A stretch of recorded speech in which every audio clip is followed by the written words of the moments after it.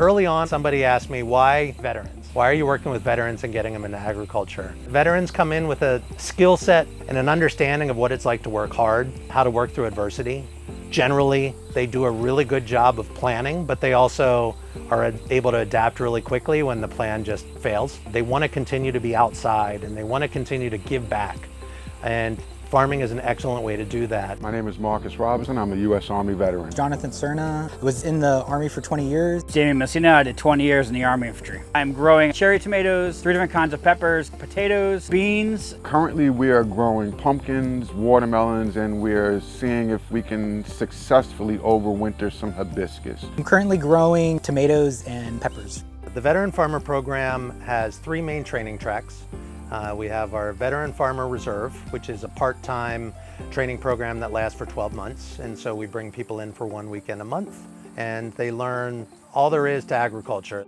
The second part is our fellowship program. That's a full-time on-the-job training program where participants in the program work with our farmers and learn the day-to-day operations of a farm. And then we have Incubator Farm. It's outrageously expensive to purchase a farm in the area, and so we make space available on our farm, starting with 1/8 of an acre plot. We also provide them with the infrastructure that they need to operate that farm. Tools, equipment, cold storage, wash stations, all those types of things so that they can really make everything happen. And they learn by doing without investing a lot of their own money, so they get a chance to get their legs under them, but not go broke doing that. The work that Arcadia does is invaluable for anybody that's trying to transition from the military into farming. Without this program, I don't think I would have known about like all the different types of farming that are out there. They give financial and land access training. And just being able to lease land here obviously addresses the initial concern of having no land to farm on. I would say the program's been really successful. We're known around the country for doing this work. So while I was leaving the military, I was trying to figure out what I wanted to do to enjoy the rest of my life. And I ran across the Arcadia Veterans Farm Program. It was 1 weekend a month, just like the Army National Guard does. During our classes with Arcadia, there was a lot of education towards finding the right land. I've been on this property for approximately 3 years. Mostly I have animals here. I'm producing beef, milk products such as yogurt, some butter and cream. I also have goats. My sister makes goat milk ice cream. It's like fantastic.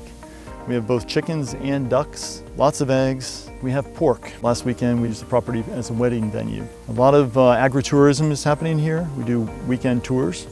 This farm is really like a community farm. I was 30 years in the United States Marine Corps. Lieutenant Colonel is what I retired at in artillery. After coming back from my deployments and some of the issues I had with PTSD, I knew that corporate work wasn't going to work for me. And when I found Arcadia Veteran Transition Program, and I thought, wow, this is great. So I have an integrated farm of livestock, forest, orchards, and vegetables. And what I concentrate on are ethnic vegetables for the Asian or the North African market or the Caribbean and Central and South America or European market. Something that's unique and different that can still be grown here.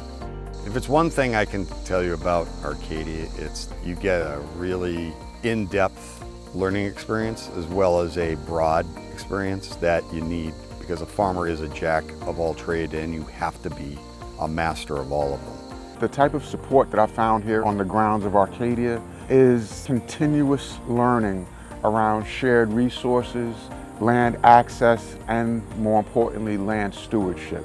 And then of course there's the equipment and tools that you may not initially have that we are able to access here as, again, part of the shared resources.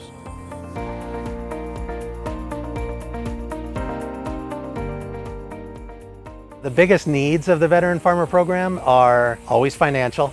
It's always great if people are willing to donate and contribute and support the program financially. Any dollar amount helps. We're always looking for people who might be interested in working with us as mentors, or marketing support, direct sales support, hosting a field trip to their farm, or specific aspects of agriculture that we might not be able to provide. You know, I love this country and I feel like I'm continuing 40 years of military service by providing excellent food resources to others.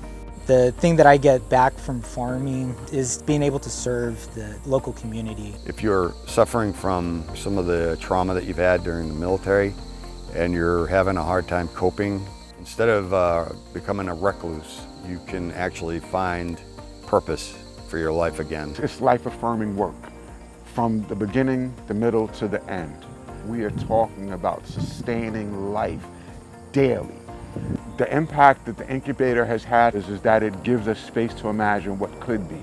Out here, as far as I can see, there's space to imagine.